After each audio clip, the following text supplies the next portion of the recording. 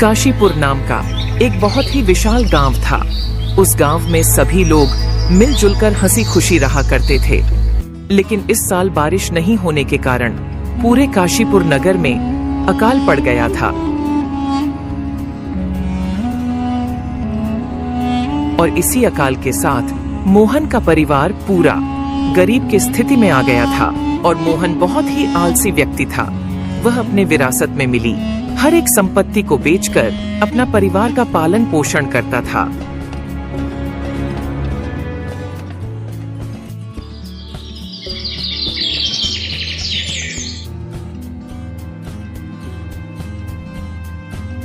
अपने विरासत में मिली हुई संपत्ति बेचकर कब तक घर का खर्चा उठाओगे?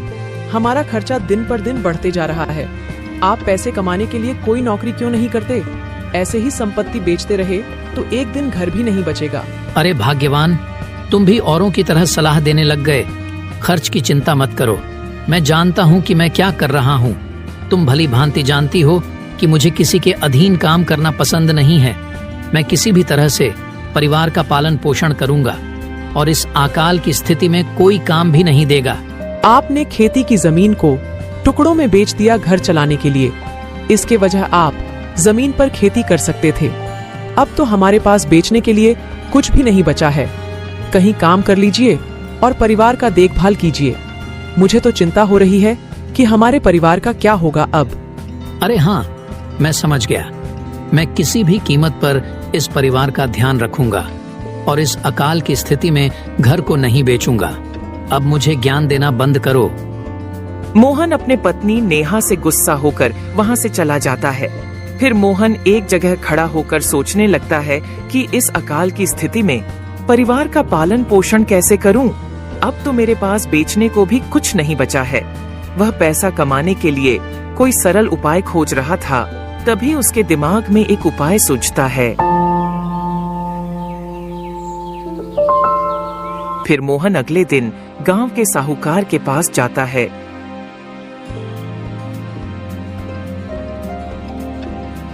क्या खबर है मोहन भाई, इतनी चलती धूप में आ गए?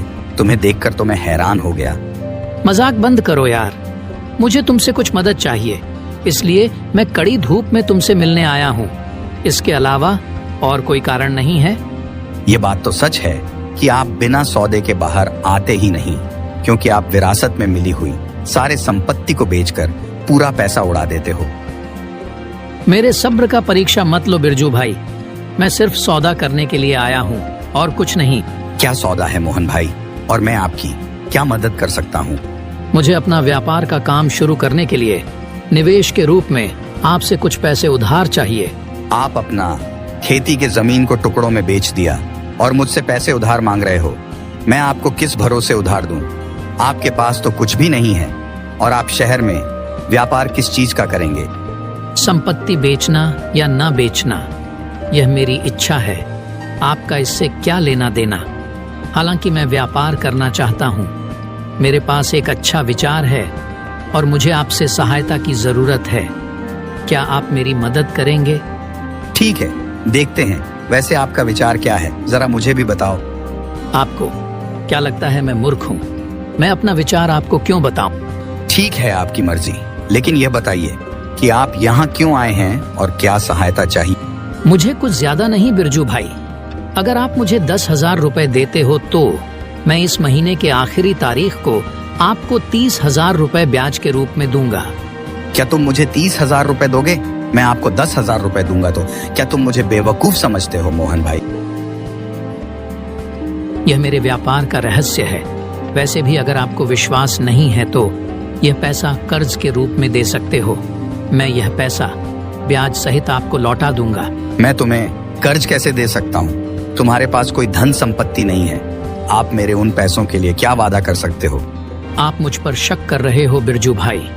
आप जानते हैं कि मेरे पास मेरा घर है, इसलिए उस घर को आप मुझसे वादा के रूप में ले सकते हैं और एक समझौता लिखे तो आपको भी सुरक्षित महसूस होगा और मुझ पर विश्वास होगा मोहन के ऐसे बात को सुनकर बिरजू को राहत दी, क्योंकि उसे पता था उधार देना, वह भी ब्याज और सही दस्तावेज के साथ, बिरजू को फायदा का सौदा लग रहा था। ठीक है, मैं तुम्हें पैसा दूंगा, लेकिन एक शर्त पर, प्रति 100 रुपए पर 10 रुपए तक का ब्याज लगेगा। आपको बिना सफल हुए भी ब्याज का भुगतान करना पड़ेगा। ठीक है बिरजू, मैं आपका सारा पैसा समय पर लौटा दूंगा। फिर बिरजू मोहन को पैसे दे देता है और फिर मोहन खुशी खुशी वहां से चला जाता है।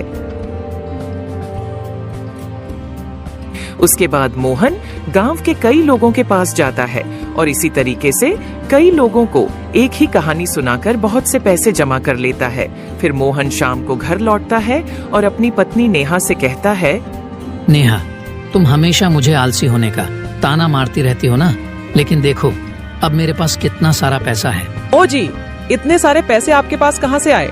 कौन देगा मुझे? मैं इस धन को अपने बुद्धिमानी और चतुराई से पाया है। क्या तुम्हें मुझ पर विश्वास नहीं है? मैं आपको बहुत अच्छी तरह से जानती हूँ, आप इतने बुद्धिमान नहीं हो सकते। अब सच बताओ, आपने क्या किया है? मैंने गांव के सभी साहूकार, सेठ, मुखिया जी से कहा कि मुझे व्यापार के लिए पैसों की जरूरत है, तो उन सब ने मुझे ब्याज के रूप में पैसे उधार दिए हैं। क्या आपने घर को भी गिरवी रख दिया है? हे भगवान, मैं अब कहाँ रहूंगी? नहीं नहीं, एक से लिया तो गिरवी रखना है, पर मैंने तो 5 लोगों से उधार लिया है। इसका मतलब तुमने उन सबको धोखा दिया है? नहीं भाग्यवान, मेरे पास एक तरकीब है। मैं अपने पास के गांव में कारोबार का काम करूंगा और उन अमीरों से लिए हुए पैसा वापस कर दूंगा। ये क्या कह रहे हो जी? आप पास के गांव में व्यापार करोगे? क्या आपको लगता है ये संभव हो पाएगा? कैसे आप उन लोगों के पैसे वापस करोगे? अभी तो हमारे पास यह घर भी है, पर लगता है कुछ दिनों में ये घर भी बिक जाएगा। मुझे नहीं पता है कि क्या करना है, मुझे सुझाव मत दो। मैं पास के गांव में जाकर अपने मित्र से मिलूंगा। छोड़ो, जाने दो, तुम्हें जो करना है वह करो। मैं तो अब चुप ही रहूंगी। मैं अब परेशान हो गई हूँ। अगले दिन मोहन पड़ोस के गांव में अपने मित्र से मिलने के लिए निकल पड़ता है। वह एक जंगल के रास्ते से जा रहा होता है। तभी वह रास्ते में एक साधु को देखता है, जो एक पेड़ के नीचे तपस्या कर रहा था। साधु के सामने सांप को आते देख मोहन साधु को सतर्क करने की वजह उस सांप को दूर फेंक देता है। फिर थोड़ी देर के बाद साधु का ध्यान टूटता है।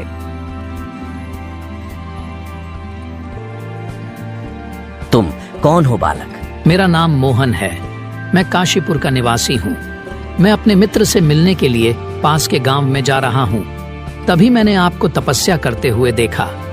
मैंने आपके सामने एक सांप को आते देखा, फिर मैंने उस सांप को दूर फेंक दिया। अगर मैं ऐसा ना करता तो वह सांप आपको चोट पहुंचा सकता था, इसलिए मैं उस सांप को दूर फेंक कर आपकी जान बचाई है। ऐसा कहते हुए मोहन ने साधु को वह सांप दिखाया जिसे मोहन ने फेंका था। मोहन के काम से खुश होकर साधु ने मोहन से कहा, बहुत अच्छे पुत्र, तुमने अपने जान जोखिम में डालकर मेरी जान बचाई है, इसलिए मैं आपको एक वरदान देना चाहता हूँ। बोलो पुत्र, तुम्हें क्या चाहिए? मोहन थोड़ी देर सोचने के बाद साधु बाबा से कहता है, प्रिय साधु महाराज, आप मुझे एक ऐसा वरदान दे जिससे मैं जिन जिन लोगों से पैसे उधार मांगा है, यह वरदान देने के बाद दिया हुआ पैसा वापस ना मांगे। पुत्र, आप वरदान मांगने से पहले थोड़ी देर सोच ले कि तुम्हें कोई दूसरा वरदान तो नहीं चाहिए। बेशक साधु महाराज, मैं नहीं चाहता हूँ कि वे लोग यह पैसा वापस मांगे। अगर वह पैसा नहीं मांगेंगे तो मैं व्यापार कर पाऊंगा और अपना घर बना पाऊंगा। कुछ खेती की जमीन खरीदने के बाद मेरे पत्नी के लिए गहने और अन्य संपत्ति भी खरीद पाऊंगा और फिर कुछ दिनों में ही गांव का सबसे अमीर व्यक्ति बन जाऊंगा। इसलिए साधु महाराज, आप मुझे वह वरदान दे दें। ठीक है, जैसा तुम चाहो। जिन जिन लोगों ने आपको पैसे उधार दिए हैं, वह जब तक जीवित रहेंगे आपको पैसे वापस लौटाने के लिए नहीं कहेंगे। साधु महाराज, आपका बहुत बहुत धन्यवाद। मैं हमेशा के लिए आपका आभारी रहूंगा। खुश रहो पुत्र, अब तुम जा सकते हो। साधु महाराज से विदा लेने के बाद मोहन वरदान पाकर काफी उत्साहित महसूस करता है और पास के गांव में अपने मित्र रामू के पास जाता है। अरे मोहन भाई, बताओ सब कुछ कैसा चल रहा है? मेरा सब कुछ ठीक ठाक ही है। और बताओ तुम्हारा कैसा चल रहा है? तुम गांव छोड़कर कुंवारा ही क्यों रह गए? मेरा शादी करने का मन नहीं है। मैं गांव से भाग कर आया हूँ क्योंकि मेरे पिता चाहते थे कि मैं शादी कर लूँ। मैं साहूकार हूँ और मैं अपने व्यापार से बहुत खुश हूँ। तो बताओ तुम क्या कर रहे हो और यहाँ किस काम से आए हो? मुझे अपने जमीन बेचने पर कुछ पैसे मिले हैं और तुम तो जानते हो कि अगर सही तरीके से निवेश नहीं किया गया तो सारा पैसा डूब जाएगा। अब मुझे आपकी मदद की जरूरत है। आप यह पैसा ले लीजिए और ब्याज पर देकर व्यापार करिए। आप 2 रुपए का हिस्सा लें और मुझे 8 रुपए का हिस्सा दें। यह इतना आसान नहीं है जितना तुम कह रहे हो, लेकिन तुम मेरे मित्र हो, इसलिए तुम जब चाहो तब ब्याज सहित यह पैसा ले जा सकते हो। फिर मोहन अपने मित्र को सारे पैसे दे देता है और अपने घर वापस लौट आता है और सारे घटना को अपनी पत्नी नेहा को बताता है। क्या आपने सारे पैसे उस मूर्ख रामू को दे दिए? वैसे भी मैं तुम्हारे दिमाग को नहीं समझ सकती। हाँ, अब समझ में आया ना। पैसे कमाने के लिए नौकरी की जरूरत नहीं होती, बल्कि बुद्धिमान होने की जरूरत है। इसलिए मुझे अब कभी भी ज्ञान मत देने की कोशिश करना। अच्छा, बकवास मत करो। तुम कड़ी मेहनत से बचने के लिए ऐसा कह रहे हो। ये मनगढ़ंत कहानी है। तुम एक न एक दिन बहुत पछताओगे। कहानी नहीं नेहा, बस तुम इंतजार करो और देखो, मैं गांव के सबसे अमीर आदमियों में से एक बनने वाला हूँ। और कुछ इसी तरह व्यापार करने के विचार से खुशी महसूस करता रहता है मोहन, और सोचता रहता है कि साधु जी के वरदान के कारण कोई इंसान उससे पैसे वापस करने के लिए नहीं कहेगा। इसी तरह से 10 साल बीत जाते हैं। फिर एक दिन साहूकार का बेटा पवन मोहन के पास आता है और उससे कहता है,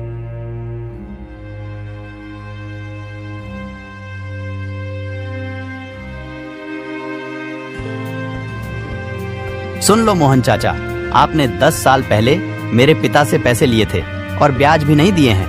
कृपया करके मेरा पैसा वापस लौटा दे। इसकी बात सुनकर मोहन सोचने लगता है कि पवन को उस कर्ज के बारे में कैसे पता चला, जबकि उसके पिता ने एक बार भी पैसे वापस करने के लिए नहीं कहा था। वह साधु के वरदान के बारे में सोचने लगा और उस पवन से कहा, तुम्हारे पिता से पैसे कब लिए हैं? इसके कोई सबूत है आपके पास? अगर कोई सबूत है तो दिखाओ। मोहन ने पवन को झांसा देने की खूब कोशिश की, पर तुरंत पवन ने वह दस्तावेज दिखाए जो वह अपने साथ लाया था। यह देखो, तुम्हारे द्वारा हस्ताक्षर किया हुआ दस्तावेज।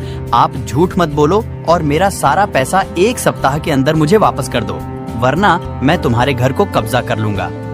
मोहन को कड़ी आवाज में चेतावनी देते हुए पवन वहां से चला जाता है। मोहन इन सभी घटनाओं से हैरान है, क्योंकि सभी साहूकार के बेटे घर आए और अपने पैसे को 1 सप्ताह के अंदर चुकाने की चेतावनी देकर वहां से चले गए। यह सब देखकर नेहा ने अपने पति मोहन से कहा, क्या हुआ जी? आपने मेरी बात नहीं मानी। यह आपकी मूर्ख का ही परिणाम है। अगर आप मेहनत करते तो ऐसा नहीं होता। अब आपके लिए हुए पैसे और उसका ब्याज एक ही साथ चुकाना पड़ेगा। अब तो घर नीलाम करने की नौबत आ गई है। आपने ऐसा क्यों किया? अब हम कहाँ जाएंगे? हे भगवान, अब हमारा क्या होगा? मोहन, जो अपने ही विचारों में खोया हुआ था, वह अपनी पत्नी नेहा से कहता है, रुक जाओ, मैं जानता हूँ कि मुझे क्या करना है। मैं अपने दोस्त रामू से सारा पैसा वापस ले आऊंगा। मुझे उसका 8 गुना मिलेगा। मैं जाकर उस पैसे को लेकर आता हूँ और सारा कर्ज चुका दूंगा। तुम बिल्कुल भी चिंता मत करो, मैं सब कुछ संभाल लूंगा। इतना कहने के बाद मोहन तुरंत अपने दोस्त रामू के घर के लिए निकल पड़ता है। वहां पहुंचकर रामू के घर को बंद देखता है। फिर वह रामू के पड़ोसियों से रामू के बारे में पूछता है, महोदय जी, क्या आप बता सकते हैं कि रामू का घर कहाँ पर है? पर क्यों? क्या तुमने उसको पैसे उधार दिए हैं? हाँ बिल्कुल, पर रामू कहाँ है, क्या आप बता सकते हैं? साहूकार के व्यापार में मदद के लिए पैसे बोलकर रामू ने कई लोगों से पैसे उधार लिए और रातों रात गायब हो गया। कई लोगों ने उनके घर पर आए, पर रामू नहीं मिला। आपके जैसे 10 लोगों को रामू ने चुना लगाया। मैं आपके जैसे लोगों को जवाब देकर थक गया हूँ। वह एक आवारा है। अब तुम यहाँ से जा सकते हो। फिर मोहन वरदान देने वाले साधु पर क्रोधित हो जाता है। वह बहुत ही गुस्से में साधु बाबा के पास जाता है। आओ प्यारे मोहन, बहुत दिनों के बाद देख रहा हूँ। क्या हुआ? क्या तुम्हें कोई समस्या है? आपने कहा था कि मुझे वरदान दिया है क्योंकि मैं आपका जान बचाया था, लेकिन आपने मुझे धोखा क्यों दिया? क्या बोल रहे हो मोहन? क्या मैंने तुम्हें धोखा दिया है? मोहन ने पिछले 10 साल में हुए सारे घटना बता देता है और गुस्से में उस साधु बाबा को खरी खोटी सुनाता है। मोहन की बातें सुनकर साधु बाबा मुस्कुराते हैं और फिर कहते हैं, हे प्रिय मोहन, आप याद करें कि आप उस दिन मुझसे क्या वरदान मांगा था। क्यों नहीं, मुझे सब कुछ याद है। मैं कहा था कि जिस व्यक्ति ने मुझे पैसे उधार दिया है वह मुझसे वापस पैसे ना मांगे। तो यही कारण है कि उन साहूकार ने जब तक जीवित रहे तुमसे पैसे नहीं मांगे, तो तुम्हारा वरदान तो पूरा हो गया। तो फिर उस पैसों पर उनके वारिसों का अधिकार है, इसलिए उन लोगों ने पैसे वापस मांग लिया। तुमने कहा था कि लोग आकर पैसे वापस ना मांगे, बल्कि आपको मांगना चाहिए था कि कोई भी कर्ज नहीं होना चाहिए। तो इस हिसाब से मैं तुम्हें कोई धोखा नहीं दिया है। साधु बाबा, मैं इस बात पर ध्यान नहीं दे पाया, लेकिन मेरे मित्र ने भी मुझे धोखा दिया है। क्या यह उचित है? मोहन, क्या तुम न्याय की बात कर रहे हो? क्या यह मेहनत की कमाई थी? आप हमेशा बिना मेहनत के पैसे कमाना चाहते थे ना, इसलिए अपने गांव के कई साहूकार से पैसे लेकर उन्हें धोखा दिया।